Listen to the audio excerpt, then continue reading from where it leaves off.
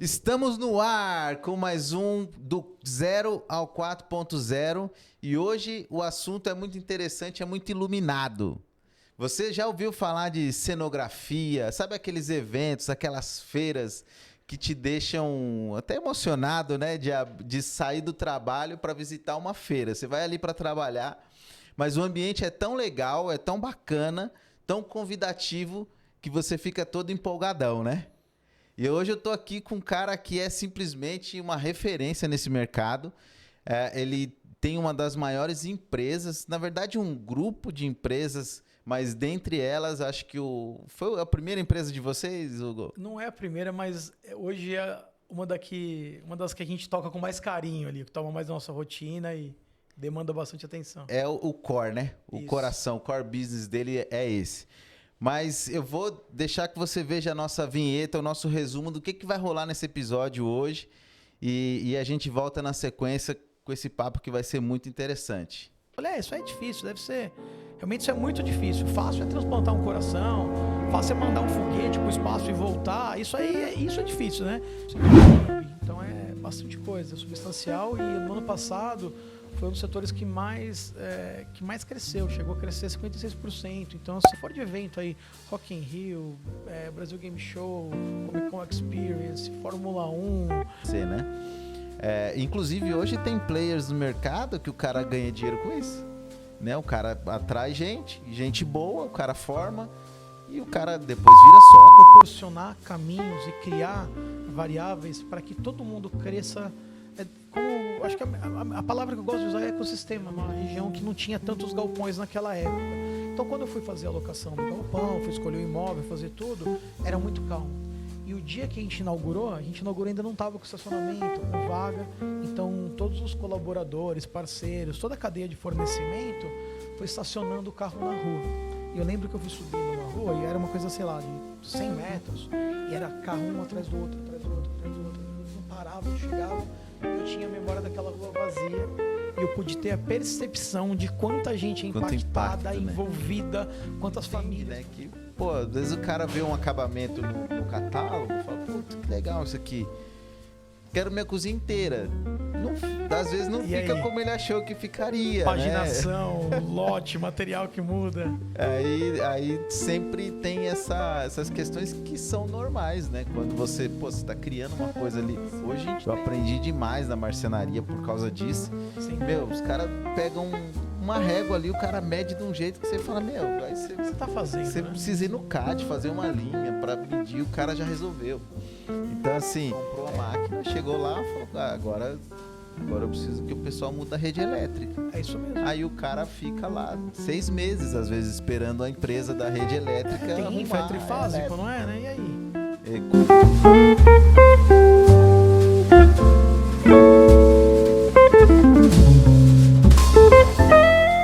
Estamos de volta. Então hoje eu tô aqui com o Hugo.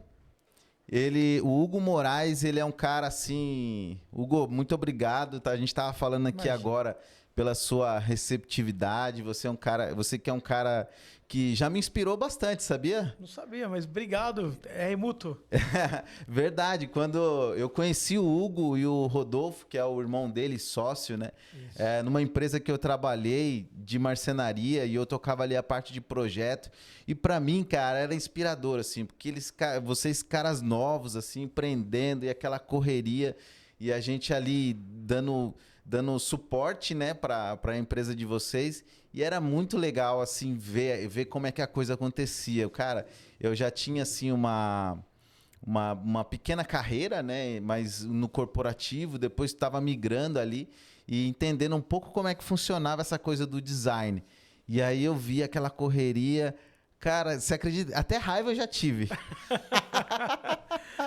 Porque quando você é novo... Você tá começando na carreira, muita coisa você não entende, né, Hugo? Sim.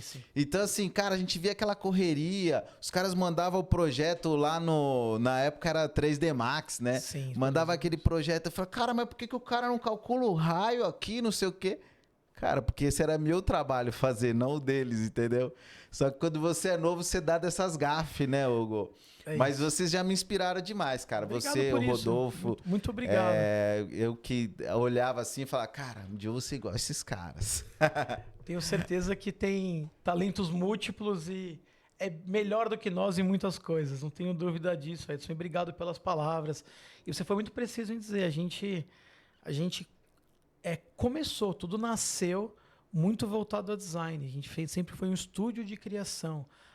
Essa linha criativa já é uma herança paternal, assim. Meu pai era um grande artista, né? Nosso pai, eu falo meu pai, mas o Rodolfo que está aqui vendo a gente. Um abração aí pro Rodolfo. Um abraço. Então a gente herdou disso. Ele era um grande artista plástico, um desenhista, um escultor, um pintor legal, assim cara. incrível, assim, um cara que olhava pra gente sem fazer uma foto.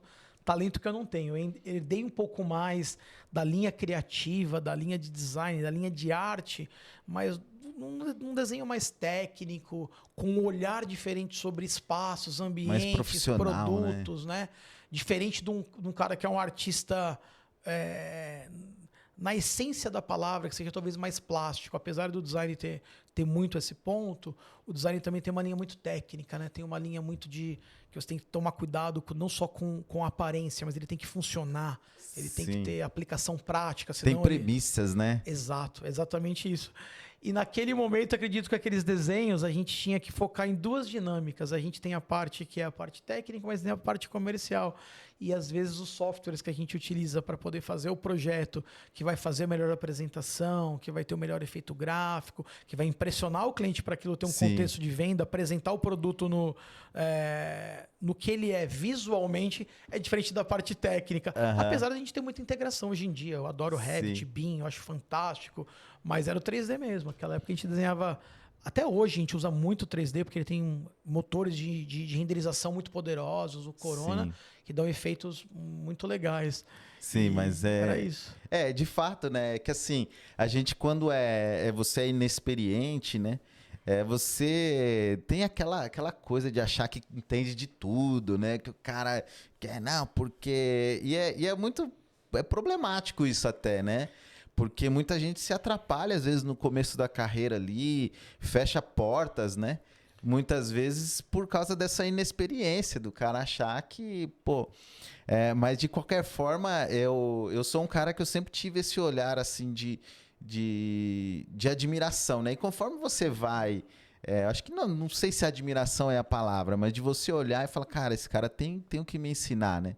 Esse cara tem know-how, né? E eu acho que parte disso também entra na questão do network, né? Sem dúvida. Que eu acho que te leva muito longe, né? Quando você tem... às vezes até intuitivamente, né? Porque tem gente que não tem... não é outro dia eu fiquei sabendo que existe profissional do network. Eu nem sabia mesmo? Que existe, né? Mas de caras que saem conectando uma determinada pessoa para um fim, né? Pro cara ficar famoso. É um lobista oficial, é isso? Mais ou menos isso. No bom sentido, né? Eu não sabia que existia.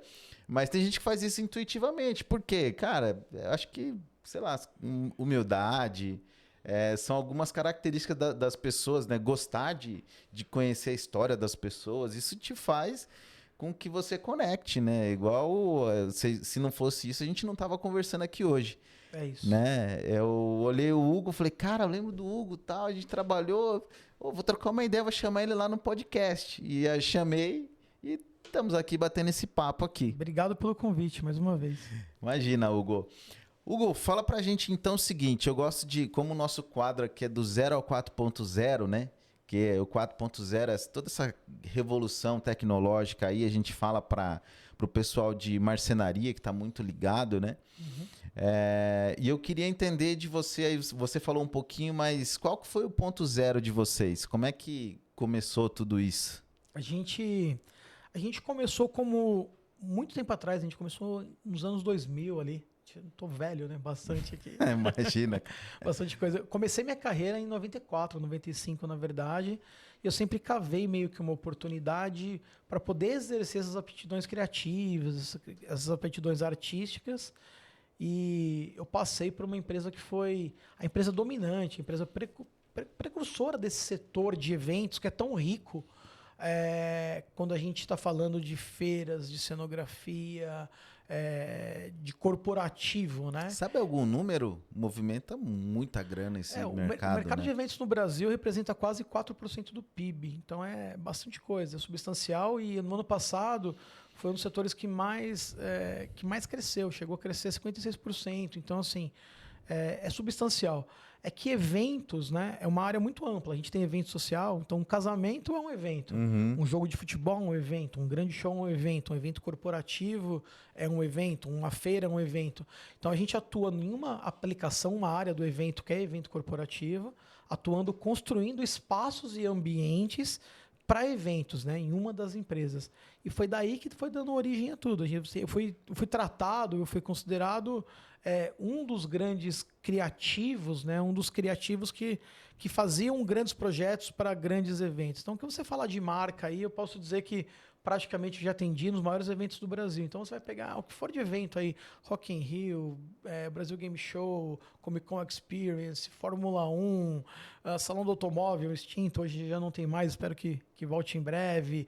O que você pensar de grandes eventos, tem projetos meus e hoje a gente pode falar que, sei lá, das 50 maiores marcas do Brasil, a gente atende 47, 48, apesar de ser um mercado muito dinâmico, que sempre sobrevive de concorrência, o tempo todo você tem que fazer projetos e superar o briefing apresentando um ótimo projeto, mas que também atenda aos custos e também tem que fazer... tem que ter uma dinâmica muito interessante para que tudo funcione como um ecossistema.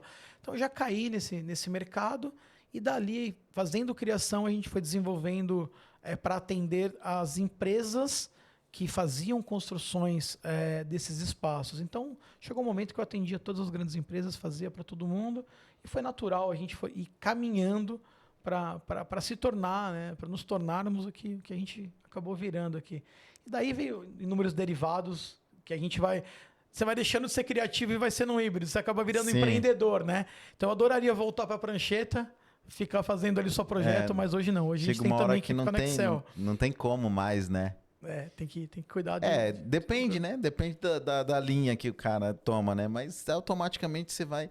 A evolução é natural, né? Sem dúvida. Então, você acaba adquirindo tantas skills, né? Tantas atribuições ali que você já não tem como ficar preso numa coisa só, né? Você tem que ir ajudando as outras pessoas a desenvolver melhor os papéis na empresa, né? É isso. E eu vejo um link também aqui. A gente que é criativo, a gente que é do design, a gente que gosta de criar, eu acho que a gente tem uma curiosidade nativa, a gente tem uma coisa empírica na gente que é interessante, né? Como é que você vai criar algo? Como é que você vai ser inovador? Se você não for um curioso, se você não fuçar, não mexer, não buscar, não aprender e buscar na história, ou ao contrário, experimentar, testar, você perde o que é nativo para você desenvolver essa qualidade. Então, a gente tem que ter esse lado. E isso, consequentemente, vai induzindo a gente a ir testando e tateando inúmeras oportunidades e outras áreas de atuação. Então, você vai testar um material, você vai testar uma resistência, uma aplicação, você vai testar um gosto de um cliente. Olha, isso aqui é branco, se eu de repente quiser pintar de lilás, como isso aqui vai funcionar? Será que vai ter mercado? Será que funciona? Poxa, isso aqui sempre foi feito dessa maneira, vamos fazer diferente. Então você vai levando isso a outras condições e você também vai buscando criatividade que vai te conduzindo a outras experiências. Olha, se eu montar um departamento de maneira diferente, vai ser mais eficiente. Se eu construir uma lógica, uma metodologia que funciona de outra maneira. Então, você vai migrando isso para os setores e essa curiosidade que é nativa vai te levando também a ter outras funções. Então, você vai virando depois um grande líder, depois você vai virando um bom gestor, depois você vai virar um bom administrador, um bom empresário. E aí vai partindo e isso sem dúvida leva ao relacionamento, né? Porque quando você não é bom, né? Você não é bom líder, o resultado também não vem, né? Então, não tem como. Você acaba não...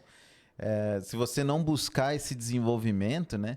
E isso é um lado interessante do crescimento, né? Imagina se eu fosse um cirurgião plástico maravilhoso, Edson. Fosse um gênio da cirurgia plástica.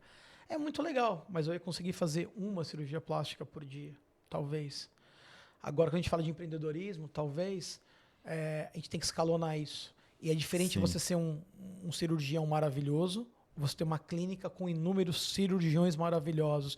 Então, você fazer desenvolvimento de equipe, você ter um grupo que consiga atender de maneira escalonada, não só o seu traço, o seu projeto ser valorizado, mas você tem um time que segue o mesmo padrão, um time de pessoas notáveis, e isso não só na parte de criação, mas na parte de atendimento, na parte de produção, na parte de entrega, na parte de planejamento, na parte financeira, na jurídica, é o que eu acho que faz toda a diferença para você ter uma empresa ou ter um grupo de empresas que consegue ser relevante no mercado. Porque não basta só você ter suas qualidades, você criar um time que tenha, e isso eu sou muito grato, agradeço a todo o meu time, toda a minha equipe, eu sou feliz em ter pessoas que acompanham essa dinâmica com a gente e são pessoas que, em suas áreas, são tão bons ou até melhores do que nós. Não, muito legal. E você acaba sendo... Você vira um imã disso, né? Porque não só um imã, mas todo empreendedor, acho que ele precisa ter esse olhar de estar sempre selecionando, né? Não é necessariamente pegando o currículo, mas é sempre a volta, né? Sempre onde ele tá vendo primeiro oportunidades e outras pessoas, né? Porque não tem como... Você falou, se você tem um time, você consegue escalar, enfim, você consegue crescer. Agora, sozinho, é o que a gente fala, né? Você pode até ir rápido, mas você vai muito perto. Né? Não chega, não vai. Tem que ter realmente um time. E você falou negócio de um imã, assim, é verdade. Você tem que ter um imã. E eu acho que... Eu tenho algumas... É uma questão de crença, né? Mas eu creio que a gente se conecta aos nossos pares, né? Que as coisas acontecem de uma maneira que... É energia, né? Frequência, energia, né? Ela vai atrair, ela vai ter ressonância no mesmo nível de onde você trafega, de onde você está ali sintonizado. Então, eu acho que quando a gente começa a se comportar dessa maneira, ou a gente ser assim, os nossos pares vão aparecendo e é uma conexão automática.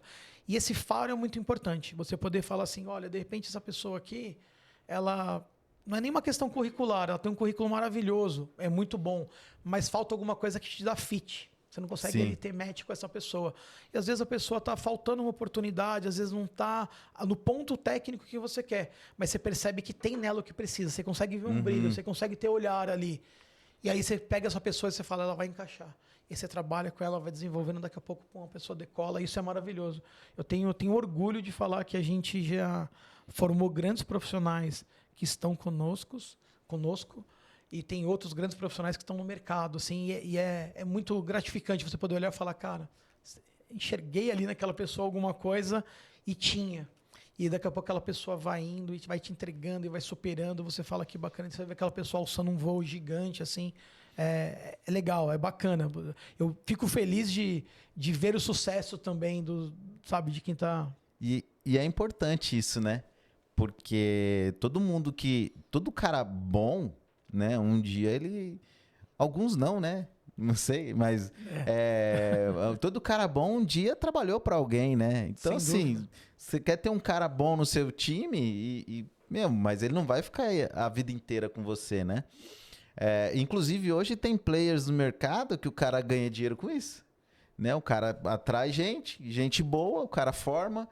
E o cara depois vira sócio do cara, o cara, enfim, cria seus produtos. No digital tem diversos cases, né, que criam esse ecossistema de pessoas que foram ali. Então, é comum, né? Você que é um empreendedor serial, né, que o pessoal fala, provavelmente você tem sócios, você tem parceiros, você tem gerente, você tem gente que, né,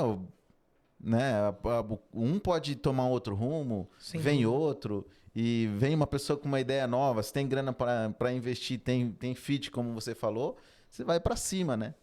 Não, assim, você só consegue estar ao lado e reter talentos se você dividir crescimento, se você dividir reconhecimento, se você dividir prosperidade. Eu acho que isso é fundamental.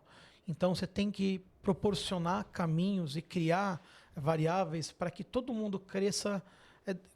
Acho que a palavra que eu gosto de usar é ecossistema mesmo. Sim. Se as pessoas não se sentirem valorizadas, as pessoas não crescerem, não tiverem oportunidades, elas não se mantêm. E é muito egoísta que não seja assim. Eu acho que esse é o caminho natural. Eu acho que o ser humano prosperou como a maior espécie na Terra porque ela soube ser coletivista a esse ponto, soube se agrupar por interesses comuns. E isso que construiu uma sociedade dominante, né? que produziu tudo o que produz. E é natural que seja assim. Eu não consigo ver o mundo de outra maneira. Eu acho que tem que ser assim. E até a gente partindo para uma parte um pouco filosófica, né? Se você pegar a natureza, o ecossistema vem da natureza, né? E é isso, né? Cai uma fruta do pé que aduba novamente o solo, né? E aquele solo ali que nutre outra planta, que cresce, muitas vezes proporciona sombra para outras e esse ecossistema acaba funcionando. Acho que é esse o conceito que empresta, né? Pro empreendedor, né? Ele precisa ser sombra, ser proteção, ser a escada, de repente, que vai impulsionar o cara. Ora é um que vai, ora é outro que sobe, né? E essa coisa tem que funcionar, mas é principalmente, né? Você precisa ter essa mentalidade, né? O cara precisa ter esse... Eu lembrei, você me trouxe uma memória agora, bem bacana. Quando a gente mudou, a gente construiu o nosso Parque Fabril e depois a gente teve que fazer a primeira expansão do Parque Fabril, né? Hoje a gente está numa área com 5 mil metros quadrados, tal, bem bacana. Então foi quando a gente foi migrar para essa área, mas ainda era metade, era só 2.500. E era uma região... São Paulo tem algumas propriedades, né, logísticas que a gente tem que observar. Então a gente não pode... A gente tem rodízio expandido, né, centro expandido que não pode passar caminhão. A gente tem problema de barulho, não pode incomodar a vizinhança. Energia, né? Energia. Então a gente tem que tomar alguns cuidados... como é feito o nosso negócio para poder fazer essa operação logística. Então, a gente mudou o Parque Fabril para uma região estratégica, perto de grandes vias, mas ela era um pouco afastada do centro de São Paulo, né? da região, para poder trafegar com grandes caminhões, para a gente ter uma logística melhor. E mudando para isso, a nossa rua é uma rua industrial, de vários galpões, mas exatamente na numeração que a gente estava, ela é um pouco mais calma ali. Ela é uma região que não tinha tantos galpões naquela época. Então, quando eu fui fazer a locação do galpão, fui escolher o imóvel, fazer tudo, era muito calmo. E o dia que a gente inaugurou ainda não estava com estacionamento, com vaga. Então, todos os colaboradores, parceiros, toda a cadeia de fornecimento foi estacionando o carro na rua. E eu lembro que eu fui subindo uma rua e era uma coisa, sei lá, de 100 metros. E era carro um atrás do outro, atrás do outro, atrás do outro, atrás do outro. Não parava, a gente chegava e eu tinha a memória daquela rua vazia. E eu pude ter a percepção de quanta gente é impactada, envolvida, né? Quantas famílias, quantas pessoas estão engajadas com o mesmo propósito para fazer uma entrega, fazer um produto, para entregar algo a um cliente, envolvidas com o mesmo propósito, com o mesmo projeto. E foi interessante que meu sócio, meu irmão, ele fez um vídeo, mostrou para mim, e eu também tinha feito esse mesmo vídeo para mostrar para ele. E aí a gente olhou e falou, olha o que está acontecendo, olha o tamanho do que tá se tornando. E aquilo não era nem um terço do que a gente é hoje. Então, é muita gente engajada. E nem do que vai ser ainda. Amém. A gente tá buscando esse caminho. Mas você olha quanta gente, né, propositiva, envolvida, concentrada, determinada para entregar algo assim. Muita gente positiva, é muita energia boa ali acumulada para fazer as coisas acontecerem. Sim. E precisa ter, né, essa energia. E interessante que você estava falando, e eu lembrei que no final de semana eu estava conversando com um casal de amigos. Eles têm uma empresa de eventos, mas é de festas. Legal. Festas infantis. Eles são bem nichados, assim, estão bem posicionados. Mas aí a gente estava conversando sobre justamente essa expansão, né? E eu comentei com eles, eu falei, cara, mas vocês têm que entender o seguinte, para vocês crescerem, colocar time e tornar isso numa empresa de escala, uma merdinha vai dar, né? Porque, tipo, vai ter o cara que não tem o seu olhar, a sua mão. Aos poucos você vai tendo essa experimentação, esses erros, para conseguir acertá-los e crescer, né? Como é que é para você, Hugo, com esse monte de empresa? E como é que é essa experiência, né? Essa filosofia do erro. Eu acho que o processo de learning, ele é inevitável. Vai acontecer e não tem como a gente fugir disso, até porque a gente está numa área de serviços. Se a gente fosse um produto... Às vezes eu brinco, eu falo, olha... falo isso com muito arrependimento, às vezes, né? Depois eu paro e penso e falo, não é bem isso. Mas assim, eu queria jogar algodão num lado e que a máquina cuspisse meia do outro e eu vendesse meia. Era mais fácil. Mas a gente está falando de humanos, a gente está falando de pessoas, né? O processo de criação, embora já tenha inteligência artificial, um monte de coisa, assim, ele é humano, e eu não acredito que vai chegar num ponto onde a gente não tem interações humanas. O relacionamento de atendimento é humano. Eu não vou fechar nada com ninguém que eu não confie, que eu não sabe o que vai acontecer. O processo de construção, a gente vai construir hoje uma casa, né? Desculpa, ainda não tem uma router, uma CNC que vai fazer ali alguma coisa, uma impressora 3D, uma casa perfeita. Então, é inevitável que tenha as relações humanas ali, a mão de obra, ainda tenha algo manufaturado que funcione com isso. E aonde há isso, ele pode haver erro. Eu já tive experiências com profissionais incríveis, maravilhosos, assim, conduta impecável e geniais, assim, pessoas geniais, mas que em algum momento aconteceu alguma coisa, isso está fadado a acontecer. A pessoa não está num dia bom, a pessoa tem um problema familiar, tem um acidente de trânsito, isso vai impactar em algum momento, algum processo. Eu acho que a gente tem que ter sempre o quê? Sempre ter um backup, ter um time pronto para poder substituir as peças, né? Trocar o pneu do Jeep ali com ele rodando e tá disposto a entender isso. Uma empresária, amiga minha do mesmo setor, uma concorrente, uma colega, há muito tempo ela falava assim, olha, eu nunca falo que minha empresa é nota 10, eu falo que a minha empresa é nota 9,5, porque ela está sujeita a alguma coisa. Então, às vezes naquele momento a gente olhava e falava, nossa, mas sua empresa é ótima, né? Ela falava, não, mas não é, porque pode acontecer alguma coisa.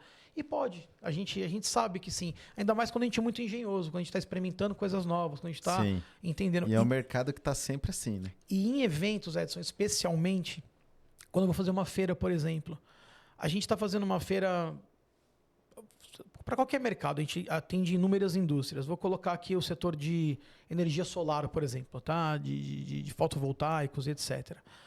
Eu vou ter num evento, de repente, 400, 500 expositores, e cada um quer concorrer com o outro apresentando um melhor stand, por exemplo.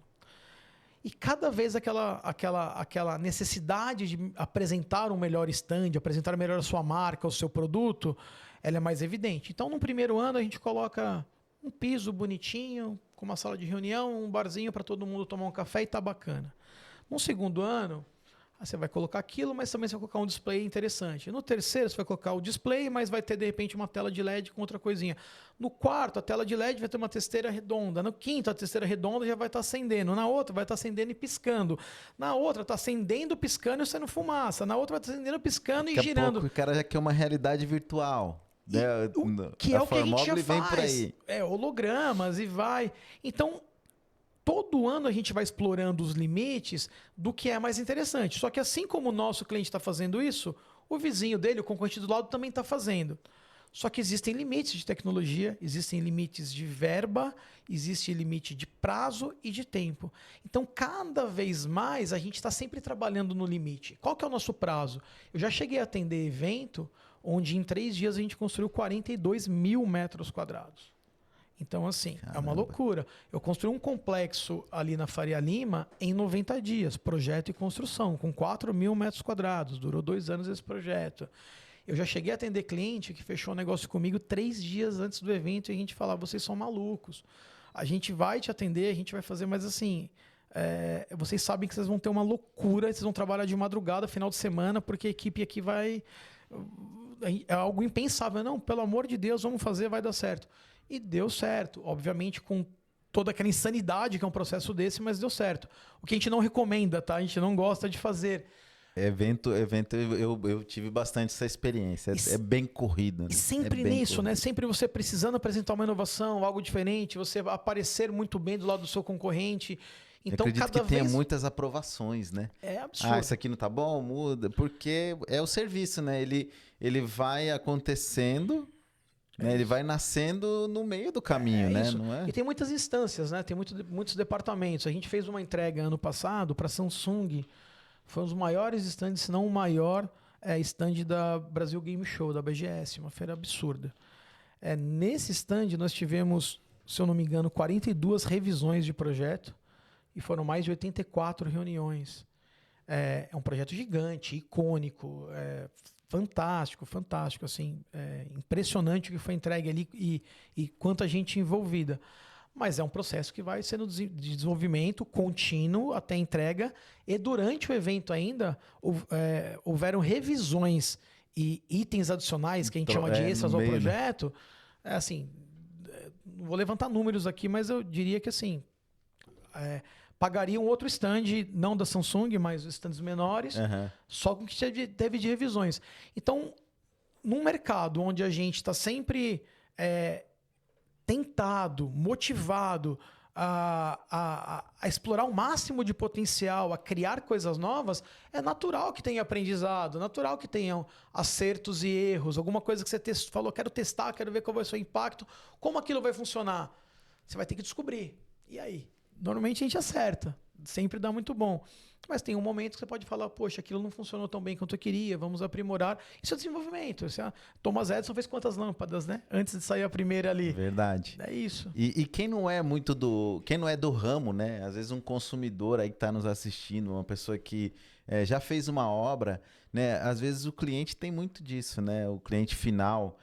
Quando eu trabalhava na marcenaria, a gente trabalhava muito com B2B, né? Com vocês, com outras agências e tudo mais.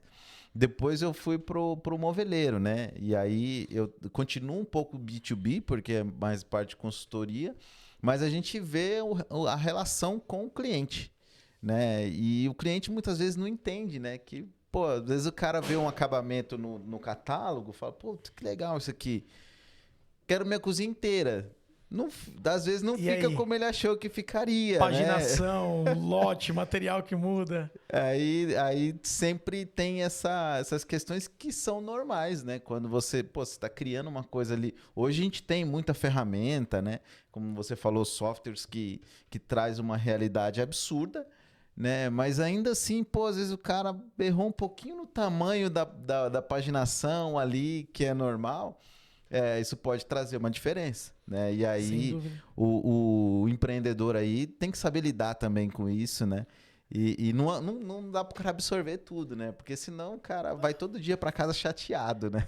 Tem que saber filtrar. E é diferente do item de série, né? Quando você faz indústria automotiva, vai construir um carro, desenvolve, tem molde, peça e tudo bem. Vai sair em série, é uma linha industrial. É diferente de uma coisa semi-industrial, é diferente de um produto único, né? Você me lembrou de uma coisa legal. Uma vez eu fui fazer a decoração de casa e eu não quis comprar um sofá de mercado. Eu tinha uma propriedade lá que eu queria utilizar numa modulação diferente. Eu criei esse sofá e tem um amigo meu, uma tapeçaria maravilhosa, assim, fantástica. Jogava tênis com ele. Eu falei, vamos bater um papo aqui, quero fazer um sofá assim, assim, assado. E esse sofá era modular. E eu fui inventar como esses módulos funcionariam. E eu fiz um sofá que eles se encaixavam com ímãs. Então, a maneira com que eu modulava ele ficava fixo através de ímãs. Eu falei, gente, maravilhoso. Inventei a roda, que é algo fantástico. Vai ser super bacana. Ficou lindo o sofá. Ficou maravilhoso. Os primeiros testes foi perfeito.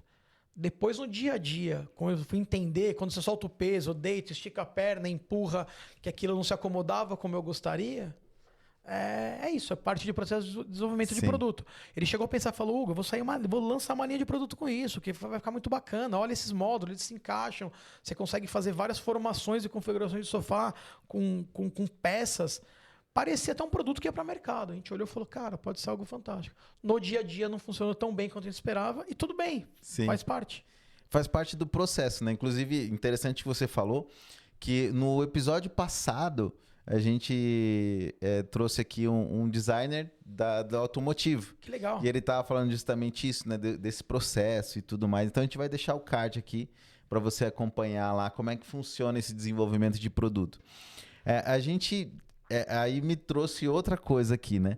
Eu falo muito, porque a gente fala para a indústria, né? Então, quando a gente fala para a indústria, a gente está sempre pensando em como que eu desenvolvo padrões, né?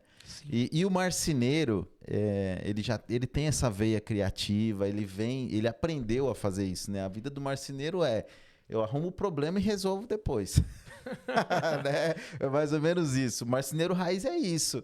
Pô, vem lá o Hugo, vem alguém, criou alguma coisa, tal, faz. Beleza, vamos fazer, o cara faz. E marceneiro é estupendo pra isso, né? Os caras, assim, eu aprendi demais na marcenaria por causa disso. Sem Meu, dúvida. os caras pegam uma régua ali, o cara mede de um jeito que você fala, meu, aí O que você tá fazendo, você né? precisa ir no CAD, fazer uma linha pra medir, o cara já resolveu. Então, assim, mas é um assunto bem complexo, né? Porque quem tem essa veia não aceita muito, acha que tem que continuar solto. E eu acho que você tem que achar um meio termo, né? Principalmente quando a gente fala de negócios, né? Quando a gente fala de eventos. E aí eu tenho uma pergunta para você, Hugo. Você acha que tem possibilidade de se, ou talvez você que já conheça um pouco melhor esse mercado, existe algo assim um pouco mais modular, uma coisa assim? Alguém já pensou isso? Sim, na verdade não é nenhuma novidade. Muito tempo atrás, estou falando dos anos 70, até um pouco antes, existem até hoje grandes sistemas de montagem. E o que aconteceu, o fenômeno, na verdade? Muito tempo atrás, a predominância no mercado era fazer através de sistemas modulares. Então, a gente tinha sistemas que chamava Mero, Metsu, Octanorm, é um sistema muito famoso, é uma indústria que existe até hoje, europeia, bem interessante. Eram sistemas de perfis de alumínio que se encaixavam e, através dele, você conseguia construir paredes, forro, teto, vitrines, balcões. É um sistema muito convencional. Até hoje deve Divisórias, né, de divisórias. ambiente tem muito desse modelo, né? Exatamente, bem similar esse tipo de produto. A diferença é que ele era feito com sistemas de catracas e de apertos, onde ele era montado e desmontado muito rápido. Então a gente contratava montadores, na verdade, né? Uhum. O que acontece é que aí eu acredito que socialmente a gente está indo por um caminho sem volta, que é cada vez mais a personalização. E aconteceu isso no mercado de eventos devido a que a gente estava falando. Cada um precisa fazer algo mais legal. É da natureza humana ser inventivo, ser diferente. Sim. Você pega a menina, ela tá na escola, ela gosta, ela vai amarrar a blusa de maneira diferente, ela vai colocar uma florzinha no cabelo, ela vai inventar uma graça para ser diferente, né? O tenista rock and roll era o Agassi, ele ia jogar de bermuda jeans. Então, a gente é criativo. O ser humano, ele é inventivo, ele vai fazer graça. O menino, ele vai... Eu era criança, eu ganhava um carrinho, desmontava para ficar brincando com motorzinho. Um carrinho caro, bonito, lindo, mas o que me atraía era desmontar o motorzinho. Meu pai ficava maluco. Então, era necessário que isso acontecesse. E com isso, cada vez mais, a gente foi partindo para a personalização. Hoje em dia, você pede um cartão de crédito, eles te perguntam como você quer ser chamado. Sim. Então, vem na sua fatura lá. Se você colocar Senhor Darth Vader, vai vir lá como você vai ser chamado. Você escolhe a cor do seu cartão. Eu quero o roxinho, eu quero o amarelinho. Então, acho que a personalização é um caminho sem volta. E isso na indústria foi trazendo cada vez mais a necessidade de criar produtos personalizados para a marca. Começou com cores, depois vai com design, com identidade, com branding, com tudo isso. Então, esses sistemas modulares, eles foram devido às limitações, porque qual que é a grande vantagem da modularidade? Ele fica mais no finzinho da feira agora, Fica lá, mais né? ali no cantinho. Mas ele tem muita aplicação, ele tem muito valor, porque assim, é um grande investimento, é um ativo caro. Você tem que dar manutenção, tem que cuidar, tem que montar, tem que estar sempre atualizado. E você consegue transportar e montar e desmontar de maneira muito rápida. Como existem peças e tamanhos padronizados, ele limita você nessa criatividade. Então, vou usar uma modulação que tem uma peça de 1 por 1, entre eixos ali 96. O cliente tem lá, uma máquina que tem 1,20. E agora? Você vai ter que fazer uma peça especial. Sim. Então, isso foi sendo alterado de uma maneira onde a gente faz quase tudo personalizado. E todo mundo foi evoluindo para esse caminho.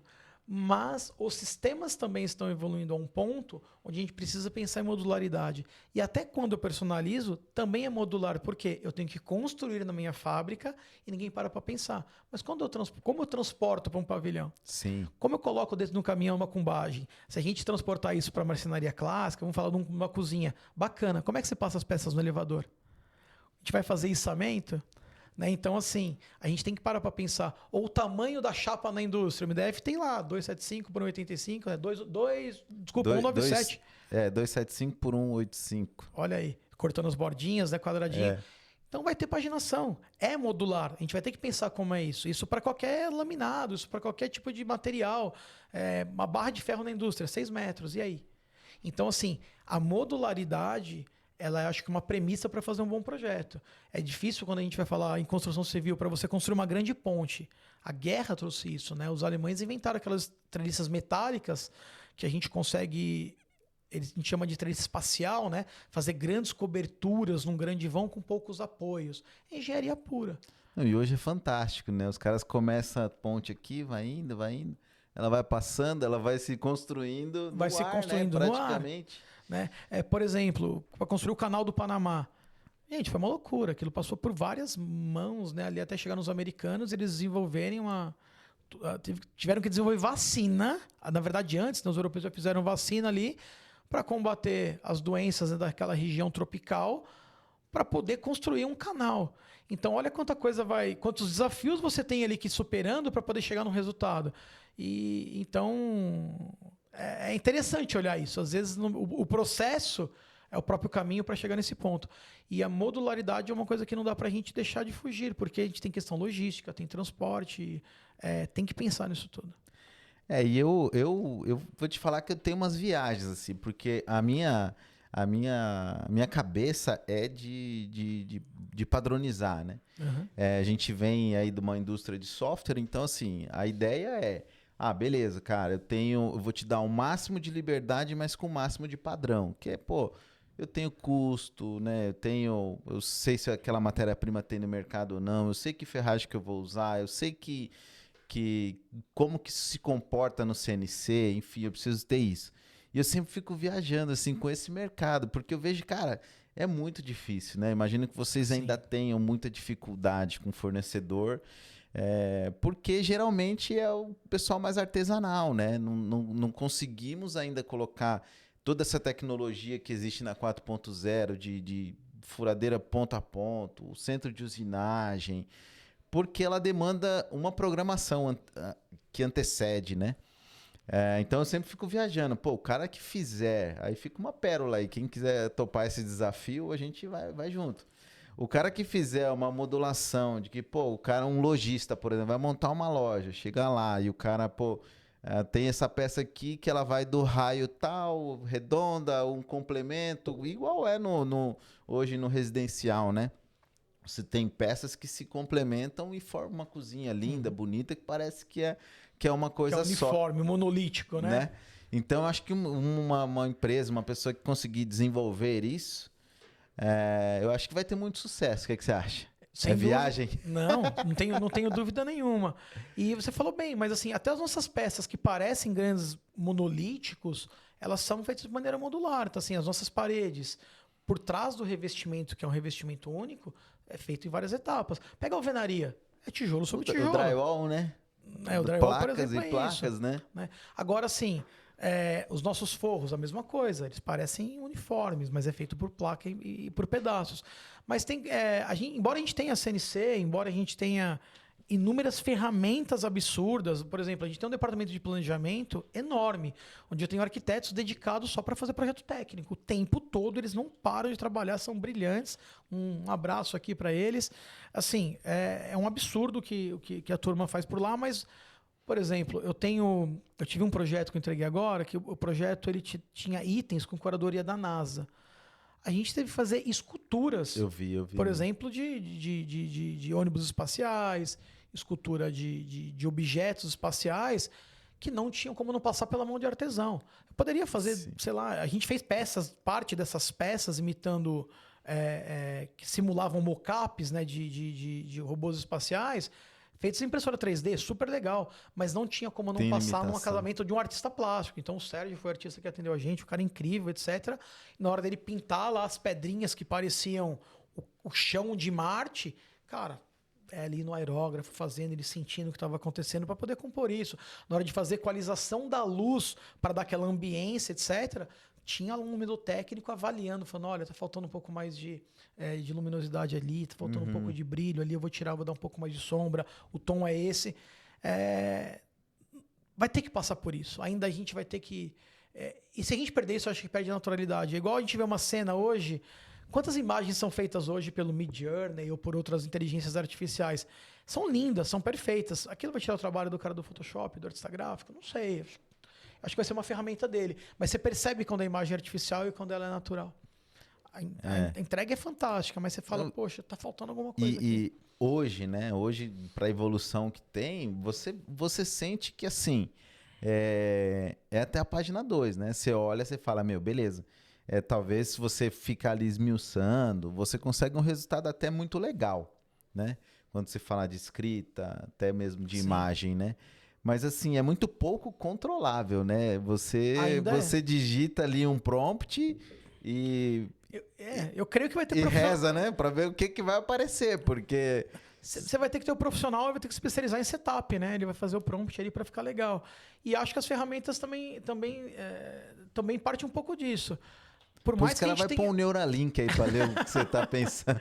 Eu acho que por mais que a gente tenha ferramentas maravilhosas, por trás tem operadores. Tem um tempo de preparo muito grande. Você vai colocar uma peça na CNC? Legal. Você vai fazer antes aonde? Vai passar no CAD? Vai passar no Rhino? Vai fazer o quê para aquela CNC trabalhar e fazer um excelente produto ali? E depois esse operador de máquina aí. E isso é o que eu comento bastante, porque o pessoal erra nisso, cara. Porque assim, quando o cara fala de tecnologia e tal, automaticamente o cara pensa, no físico. Então o cara agora vai ter a Formobile agora no começo de julho, se não me engano.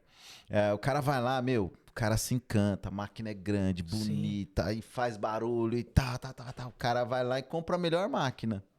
Esquece do software, esquece do processo dele que vai mudar todinho, esquece de um monte de coisa, cara. Dúvida. Porque, infelizmente, a gente tem ainda um pouco essa cultura, eu diria um pouco atrasada ali na marcenaria. O pessoal, não é que é atrasado, né? O pessoal é tradicional ainda. Muitos donos de marcenaria vêm essa mudança é nova, né? Essa mudança é nova, 10, 15 anos que a gente realmente teve um avanço de tecnologia muito grande. Então, às vezes, o cara não sabe nem como funciona, né? O que você falou, beleza, o cara cortava, tinha 5, 10 marceneiros e o cara cada um fazia um apartamento ali e no final do mês o cara tinha 10.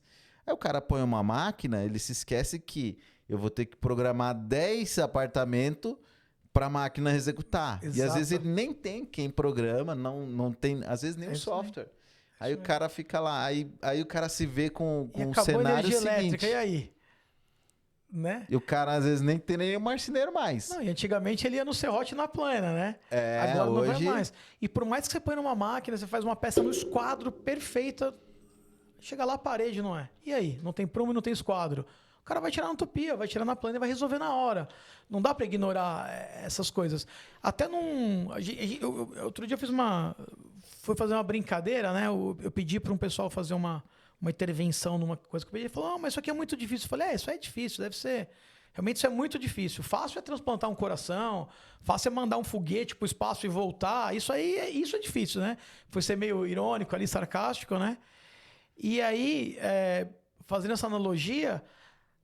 Legal, mas assim, até quando você vai fazer um transplante de coração, cada corpo é de um jeito. Cada um reage de uma maneira. Você já tem toda a técnica, você tem toda a ciência, você tem toda a publicação, você tem todo o histórico de como aquilo funciona, tem toda a parte acadêmica disciplinando aquele rito. No caso, um foguete, você vai ter toda a engenharia falando, mas assim, cada caso vai ser um caso, cada caso vai ter uma história, cada um reage de um jeito, cada momento é diferente. E aí? Eu lembrei de uma história, né? Que um vendedor chegou lá uma vez na empresa contando, né? Quando eu trabalhava com o software, chegou lá, o marceneiro tava bufando, cara. Pegou o notebook, falou, vem aqui. Pegou o notebook, levou lá na máquina, colocou em cima da máquina. Falou assim, cara, olha só isso aqui. O cara opera alguém lá dos Estados Unidos no computador. Eu tô colocando o computador aqui em cima e a máquina não funciona, cara. E acontece. Mas é que é muito... Essa parte de implantação, de mudança, tecnologia, ela é realmente estressante, né? Essa integração demora, né? A gente comprou agora mais alguns equipamentos. Vocês produzem lá? gente produz tudo lá. A gente tem a parte de marcenaria, ela tem 900 metros quadrados, só o departamento de marcenaria. Ah, legal. Lá tem multidisciplinas. A gente tem marcenaria, serralheria, pintura, tapeçaria, comunicação visual, elétrica, enfim.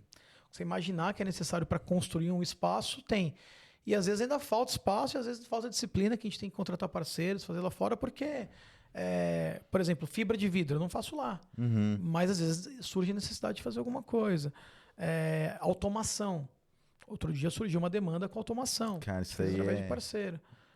não é mais futuro, né? Mas tem muito pouca gente que faz, né? Automação. E é uma coisa muito legal, né? Você poder interagir os elementos, fazer essas coisas de parte mecânica com eletrônica é bem interessante. E a gente foi comprar alguns equipamentos, a gente comprou umas impressoras novas, gigantes, com a boca para a parte de comunicação visual. E tudo bem, surgiu, a gente foi na feira, tal, acabou comprando uns equipamentos muito legais. Pô, lindo, a conta é essa. Só que aí chega o meu operador e fala, não, a conta não é essa. Pera aí, amiguinho, tem no break, tem ar-condicionado, tem que receber isso daqui, tem que mudar cabo, mudar a instalação. Você fala, é verdade, a conta saiu o dobro. Então não adianta, tem que pensar em toda a cadeia. É verdade. E isso é exaustão, né? Quando a gente fala de máquina industrial, cara, exaustão. Questões químicas, né? Às vezes já teve cliente que comprou a máquina, chegou lá e falou, agora eu preciso que o pessoal mude a rede elétrica. É isso mesmo. Aí o cara fica lá 6 meses, às vezes, esperando a empresa da rede elétrica tem trifásico, não é? Né? E aí? Coisa que, pô, era pra ter já visto, né? Mas é o que a gente fala. Às vezes é o calor da emoção, né? É muito comum que isso aconteça, né? Por isso que a gente tem que ser realista, né? Botar aquela historinha de, olha, dá para fazer, não dá, isso daqui vai ser assim. Você sabe que essa mesa aqui ela é linda, maravilhosa, mas ó, ela tem uma junta, tá vendo ali, ó, a mesa é ótima, mas tem um calço, tem que colocar, tem que acertar. Então a gente tem que ser muito realista com relação ao que entrega. E eu acho que isso é uma qualidade. E eu acho que até os clientes se sentem mais seguros e se sentem mais envolvidos e quando a gente consegue colocar essas limitações e explicar os processos. Fala, olha, peraí, isso daqui não é tão simples quanto você imagina. Teve uma situação da gente construir um beach club no litoral norte de São Paulo e também foi outra coisa com prazo recorde, assim, e a gente tinha que faltar as coisas. Imagina assim, o maior faturamento no beach club é Réveillon, Carnaval, então assim, tem que explorar a temporada de verão. Uhum. Então, o prazo super curto tinha que fazer isso. E para isso a gente mandou muitas pessoas para a obra e as pessoas tinham que trabalhar sobre um ritmo absurdo. Só que você trabalhar no litoral, nem sempre as condições são as ideais, né? Você está sujeito a chuvas de verão. No caso, era uma encosta de frente para o mar, então o terreno tinha uma topografia muito íngreme, era bem complicado assim, de poder acessar. Tinham escadas... somavam assim para poder ter o acesso, até a gente construir os acessos da melhor maneira, era assim, coisa de 200, 250 degraus de pessoal subindo com material de construção, subindo e descendo. Cara, não há ser humano que aguente fazer aquilo com a mesma intensidade de manhã e no final do dia. Sim. E aí chuva acontecendo, sol extremo, umidade. E às vezes o cliente ele pensa que ele vai ter uma dinâmica onde é uma construção igual vai ser no shopping, ar-condicionado, ambiente controlado, vai ter uma doca, elevador trazendo ou não e segurança levando as coisas no carrinho. Não é. Então, assim, o cara tem que pensar que vai ter mosquito, vai ter pernilongo, vai ter o problema da umidade, vai ter chuva, vai acabar a energia, os ferramentas vão parar de funcionar. Óbvio, no caso de uma indústria a gente tem no break, mas e lá? Você está em loco fazendo as coisas, se acabar a energia da rua, como é que funciona? Então a gente teve que ser super realista com o cliente e falar, amigo, deixa eu baixar as suas expectativas, porque isso daqui não é simplesmente você descer ali e fazer um super deck, uma super cobertura, um salão lindo e maravilhoso para você poder atender os seus clientes. Aqui tem intempéries acontecendo. Se chover o que está chovendo, a sua obra vai demorar e a gente vai ter que atrasar tanto tempo. Não, mas eu não posso. Eu sei que você não pode, mas o que a gente vai fazer? Não, a gente bota uma cobertura por fora. Tá bom, tá aqui o orçamento da cobertura por fora. Vai custar quase o preço da sua obra. E você vai colocar ela como aqui no mar? Guindaste? Helicóptero? E você tem licença ambiental para poder colocar? Poxa, agora, não tinha água na obra. Não tinha água. Entendeu? Não tinha caixa d'água suficiente para poder abastecer. E quando você fazer um local onde vai receber eventos para 800 pessoas, tem uma outra dinâmica para, por exemplo, política de incêndio, né? De cuidados com relação a isso. E aí, amigo? Já visto aquele acidente que teve aí, Não, repercussão triste nacional, demais. né? Por fim, tudo aconteceu, mas foi necessário dividir com o cliente todas as circunstâncias Sim. e dividir o risco e falar, olha, até aqui a gente está preparado para fazer isso, daqui para lá não. A gente vai fazer uma outra casa depois, um outro beach club também no litoral norte. Tinha uma área que a gente teve que fazer um grande radier para poder receber o ambiente que estava prevendo, uma casa de shows bem interessante. E a gente começou a fazer a cavação, a 50 centímetros do solo minava água. Minava água. Falou, amigo, esquece, não vai dar, vai ter que mudar aqui o tipo de fundação, e sobra vai demorar mais tanto tempo e você vai ter isso aqui dessa maneira.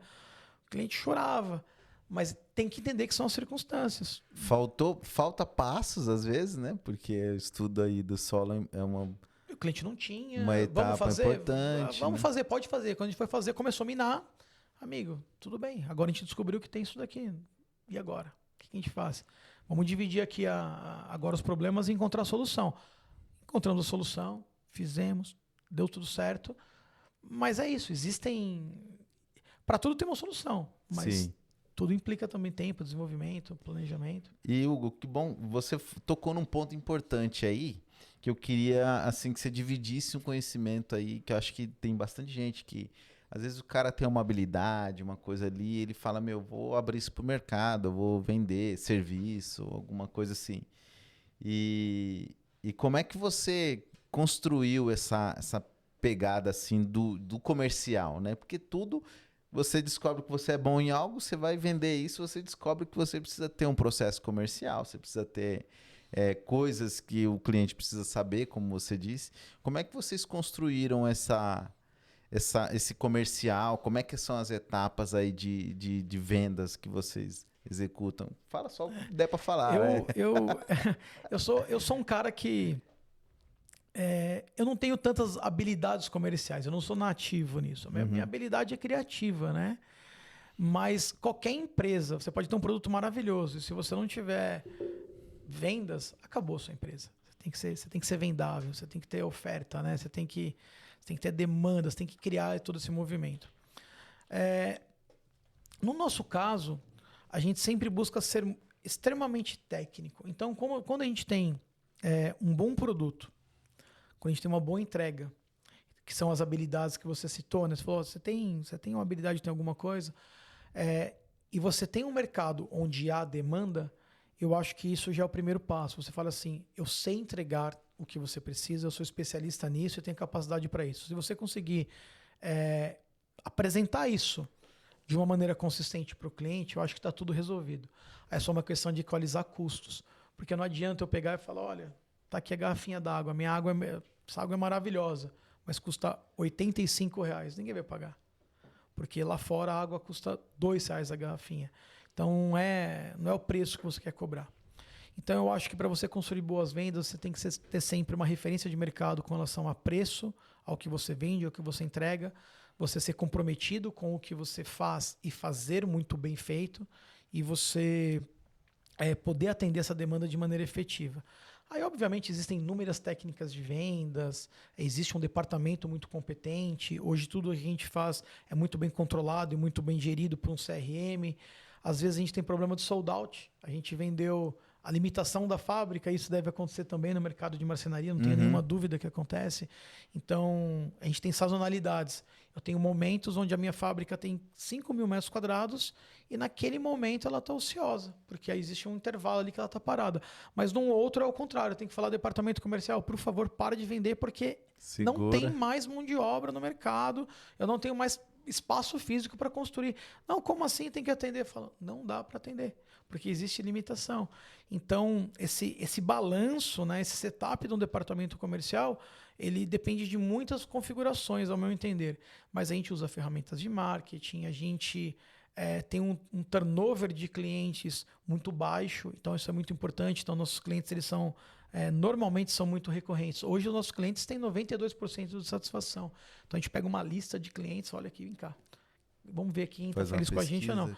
Tem outro que, às vezes, por algum motivo, quer concorrer, quer buscar outro fornecedor, quer testar. E isso é super compreensível e é interessante.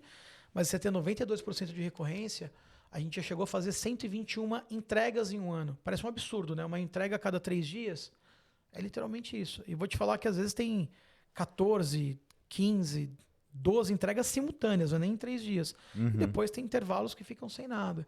Então eu acho assim, para você construir uma reputação, você construir uma atividade comercial, eu acho que primeiro é necessário muita paciência, porque se há uma demanda, essa demanda está sendo atendida por alguém.